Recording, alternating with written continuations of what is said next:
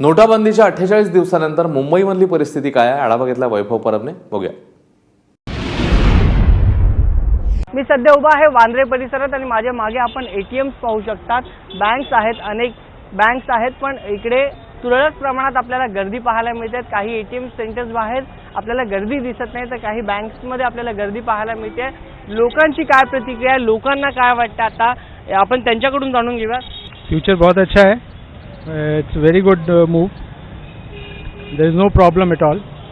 मैं तो senior citizen होने की वजह से कोई प्रॉब्लम नहीं. बैंक में फॉरेन एंट्री हो जाती है और फॉरेन कैश मिल जाता है, no problem. I feel it is a good thing. नोटबंदीमुळे तर खूप त्रास झाला सामान्य माणसाला. कोणाचं हॉस्पिटल होतं, कोणाचं शाळेचं होतं, त्याकरता खूप त्रास झाला. हॉस्पिटलमध्ये पैसे घेत नव्हते, त्यासाठी म्हणजे खूप त्रास झाला. काही लोक या निर्णयाचं स्वागत करतात, तर काही लोकांना या नोटाबंदीच्या दिवसामध्ये त्रास झालेला आपल्याला पाहायला मिळतोय. कॅमेरा पर्सन नारायण परमारसह वैभव परब, एबीपी माझा, मुंबई.